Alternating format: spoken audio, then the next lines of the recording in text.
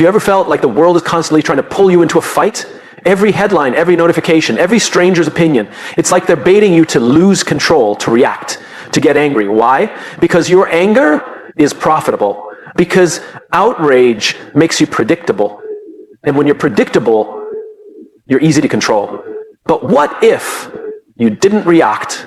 What if you chose calm in a world designed to provoke you? You see, reacting is easy. Anyone can snap. Anyone can rage. It takes zero strength to lose control. But responding requires clarity. It requires intention. It takes strength. And strength today isn't about how loud you can yell. It's about how still you can stand when the world is shaking. The moment you open your phone, turn on the TV, or scroll through social media, you're being pulled into something bigger than you might realize. You're being invited into a game where your emotions are the currency and your attention is the prize. Anger, outrage, and fear aren't just random emotions we stumble upon. They're being served to us repeatedly because they are the most effective tools for control. We live in a world where algorithms are designed to amplify what keeps you engaged the longest, not what's true, not what's meaningful, what keeps you emotionally hooked. And what does that better than anger? Nothing grabs you like injustice, like someone being wrong on the internet, like a comment that hits just a little too close to your ego. You don't need to search for these moments anymore. They're delivered straight to your feed. Outrage is packaged, polished, and pushed toward you for maximum reaction. But why? Because angry people click more, angry people comment more, angry people share more. Anger increases engagement, and engagement increases revenue.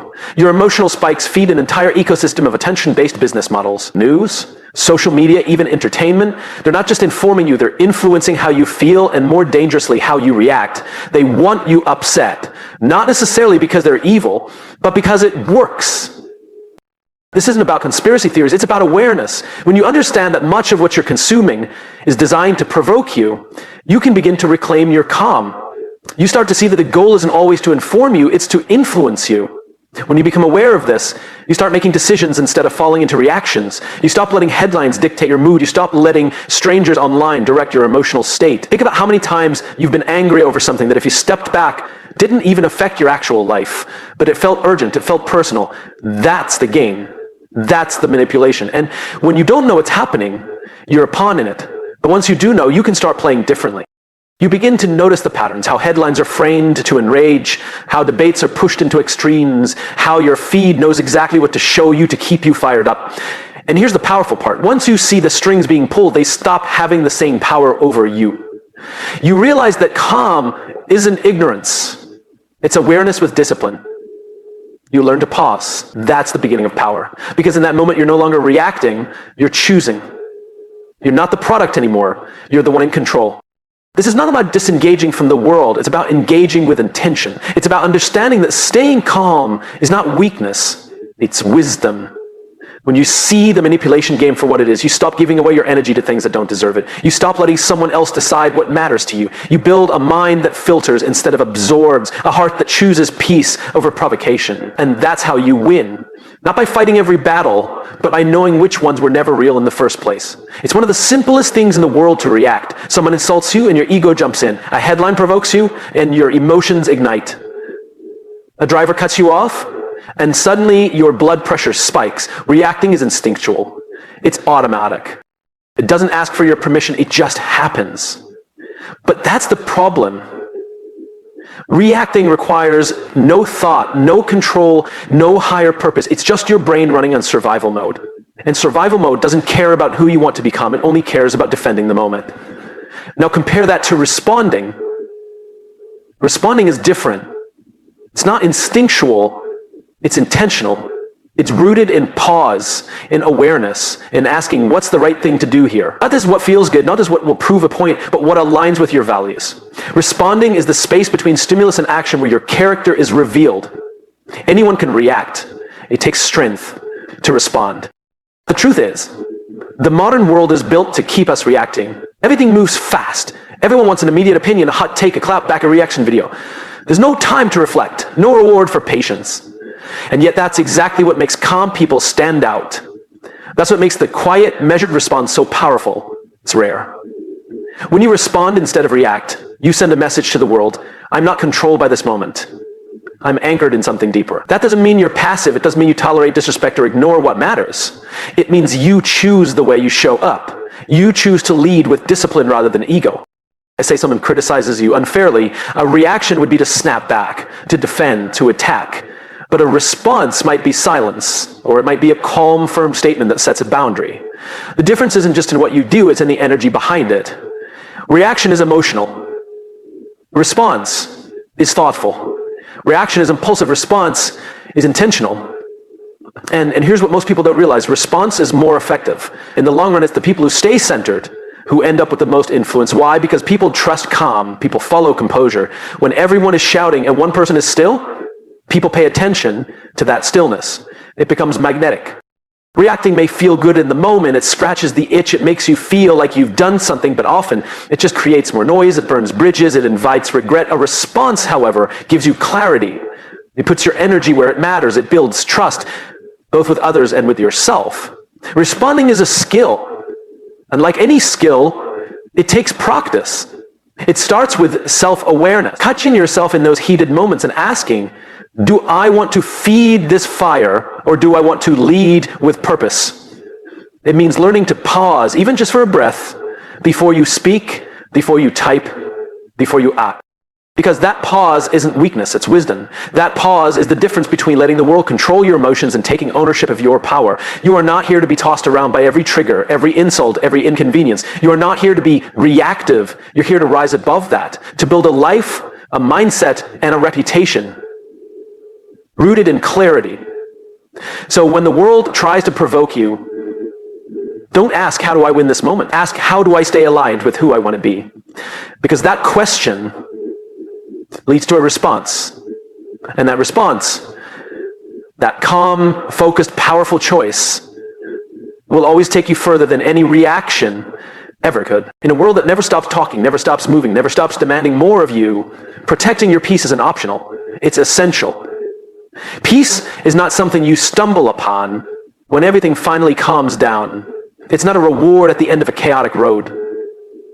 Peace is something you build, protect, and defend like it's your mission. Because it is. Every day your mind is being pulled in 100 directions. Notifications, opinions, responsibilities, expectations, each one tugging at your attention, each one trying to claim a piece of your mental space. If you don't become intentional about your peace, the world will take it from you one distraction at a time, and it won't even ask for permission. Because the truth is, your peace is your power. When you're calm, you think clearly. When you're calm, you act with purpose. When you're calm, you can lead.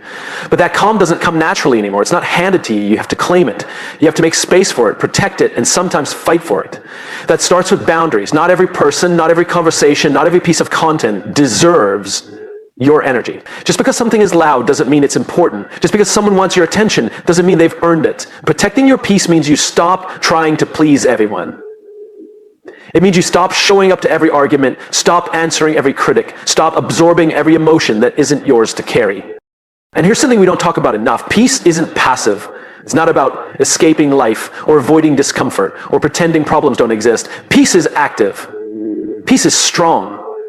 It's saying, I will stay grounded even when everything around me is pulling me in different directions. It's saying, I will not allow someone else's chaos to become my story. Sometimes protecting your peace looks like silence, not because you're weak, but because you're wise enough to know when words aren't worth it. Sometimes it looks like walking away, not out of defeat, but out of clarity. Sometimes it means turning off the noise, putting your phone down, and returning to your center. You are the gatekeeper of your mind. That means you decide what comes in. You decide what thoughts you entertain. You decide what voices you amplify.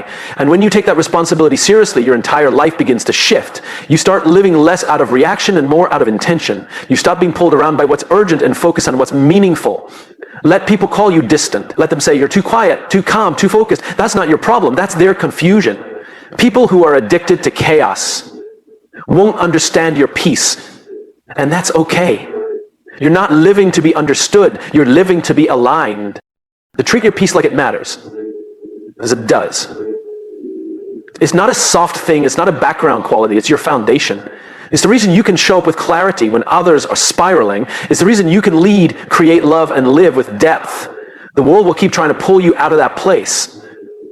It won't stop. But the more you protect your peace, the stronger you become. And eventually, you stop asking for peace from the world around you because you've built it within you. And that kind of peace, the kind that can't be shaken, distracted, or stolen, that's the kind of peace that changes lives. Starting with your own. Not every battle is yours to fight. Not every disagreement is yours to settle. And not every argument deserves your energy. In a world where opinions fly faster than facts, and outrage is always trending, one of the most powerful things you can do is simply not engage. Just because someone throws a verbal punch doesn't mean you have to swing back. Just because someone challenges you doesn't mean you have to prove yourself. You don't have to attend every argument you're invited to. This isn't about being passive or avoiding conflict out of fear. It's about choosing your battles with wisdom. It's about understanding that your time, your focus, and your emotional energy are finite. And if you spend them on everything, you'll have nothing left for what actually matters. Some arguments are distractions. Some people want to provoke, not understand. And if you get pulled into every one of those moments, you lose yourself in the noise. Let's be honest. Ego loves an argument. It loves being right. It loves winning. It loves proving a point even if the cost is peace. But when you're constantly in defensive mode, you stop living intentionally, you stop building, you stop creating, you're just reacting over and over again. And what's worse is that most of those arguments won't matter tomorrow, let alone next year. Sometimes the most mature thing you can do is walk away. Not because you're weak, not because you can't handle conflict, but because you're choosing to protect your peace over feeding your pride. Silence is not surrender. Ignoring is not losing, it's rising above. It's saying, I know who I am, and I don't need to prove it to you. Let's talk about growth for a moment. Growth doesn't always look like winning debates. Sometimes it looks like letting go of the need to be understood by everyone. It looks like realizing that people hear through the filter of their own experience, and no matter how well you explain yourself, they still might not get it. That's okay. That doesn't mean you failed. It just means you're no longer forcing conversations that were never meant to be productive. You have to remember this. Every time you argue with someone who isn't open, you're investing your energy in a dead end. You're trying to plant seeds in concrete. There's nothing wrong with standing your ground or defending what's right, but there's a difference between fighting for truth and chasing validation. Ask yourself, is this helping me grow? Is this building something meaningful? Or am I just trying to win something that doesn't even matter? Not every situation requires a clapback. Not every insult needs a comeback. Sometimes the best response is no response. Sometimes the most powerful move is to keep walking with your integrity, your focus, and your peace intact. And here's what happens when you stop showing up to every argument. You reclaim your power. You're no longer emotionally tied to the chaos. You're no longer dragged into cycles that exhaust you. You create space for thinking, for creating, for becoming the person you're meant to be. The world is full of noise. People will misunderstand you. They will project. They will test you. But you don't have to prove yourself to people who are committed to misunderstanding you. Your job is not to convince everyone. Your job is to stay aligned with your values, your vision, and your growth. So the next time you're baited, triggered, or pulled toward conflict, pause. Breathe. Ask yourself, is this an invitation I really need to accept? There's something undeniably powerful about the person who stays calm when everyone else is losing their mind. In a room full of noise, panic, and chaos, the calm one becomes the leader, without needing to raise their voice, without demanding attention. That's because calm is contagious. It spreads, it anchors, it inspires. And in a world addicted to outrage and speed, being the calmest person in the room is a superpower. Most people think leadership comes from being the loudest, the most assertive, the most aggressive. But real influence isn't about volume, it's about presence. The calm one stands out not because they dominate, but because they don't get swept away. Their stillness becomes a mirror. It forces people to reflect. It makes others slow down. When you're calm, you give people permission to breathe again. Think about the last time you were around someone who was truly calm, not fake calm, not passive, but centered. You felt it, didn't you? Maybe their tone softened yours. Maybe their steady energy helped you feel safe. Maybe you found yourself matching their pace just because it felt better. That's the power of emotional regulation. That's what it means to lead by example, without ever needing to say a word. Now flip that around. Think about how quickly panic spreads. One person yells and suddenly everyone's voice rises. One person freaks out and the whole room tightens up. That's the thing. Emotions are contagious. Energy transfers. The question is, what kind of energy are you passing on? If you can learn to stay grounded in a storm, you become a source of stability for others. But it starts with you. You can't pass on calm if you haven't cultivated it within yourself. That means doing the inner work. That means creating space to pause, reflect, and reset. That means not letting every trigger own you, not letting every emotion take the wheel. Calm doesn't mean you're unaffected. It means you've built the strength to respond with clarity. It means you don't let the situation define your state of mind. And that kind of energy is magnetic. People want to be around it. They trust it. They follow it. In your workplace, your home, your friendships, your calm can shift the dynamic. It can turn conflict into conversation. It can diffuse tension without aggression. It can move people forward without force. And that's not just emotional intelligence, it's emotional leadership. You don't need a title to be that kind of leader. You just need the courage to be different. To slow down when others speed up. To listen when others interrupt. To breathe when others are holding their breath. That's the kind of presence that transforms environments. But here's the truth. You will be tested. People will try to drag you into their storm. They'll throw chaos at you and hope you match it. That's when your call matters most, because when you stay grounded, you show others another way. You set the tone instead of absorbing it. Every day, you have a choice. You can mirror the anxiety, the tension, the noise of the world around you, or you could be the one who says, no, we're not going down that road. You can be the reset button, the pause, the breath of fresh air. And you'll be amazed at what happens when you consistently bring that energy. You'll notice people softening, listening more, trusting more. You'll see how just being calm can open doors that force never could. So be that person. Be the catalyst, not just for yourself, but for everyone around you. In a world that's always on edge, your calm can be the spark that changes everything. And the best part? You don't have to push it, you just have to live it. Calm is contagious. Be the reason someone else finds theirs. Every day, you're faced with a choice. Live by purpose or react to provocation. One leads you forward, the other keeps you stuck. One builds, the other burns. And in a world that profits from your distractions, your anger, your emotional reactivity, choosing purpose has never been more important. Provocation is everywhere. It's baked into social media, news cycles, conversations, and even casual scrolling. It's in the comment section that pokes at your beliefs. It's in the headline that's designed to trigger you. It's in the passive-aggressive tone someone uses to get under your skin. The goal? To pull you out of alignment. To make you forget what you're here to do. To shift your focus from creation to reaction. And when you give into that, you lose.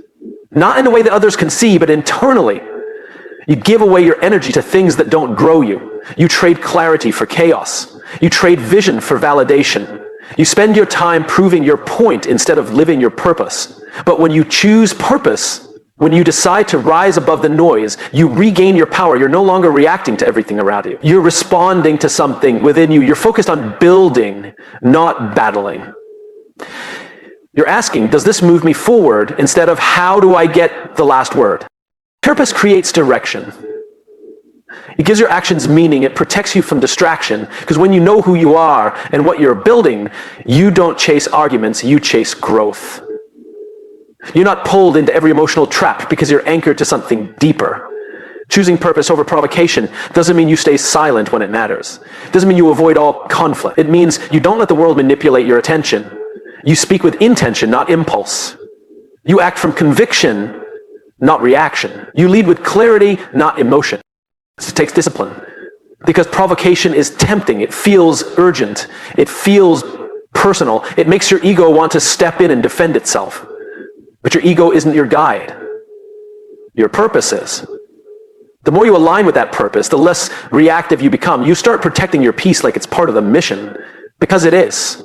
And when you live that way, people notice. They might not always understand it, but they feel it. Your restraint becomes your strength. Your composure becomes your leadership. You're no longer just participating in the noise. You're rising above it. You're setting a tone that others feel compelled to follow. That's how change begins. Not with louder arguments, but with quieter resolve. Not by outshouting the world, but by outlasting them.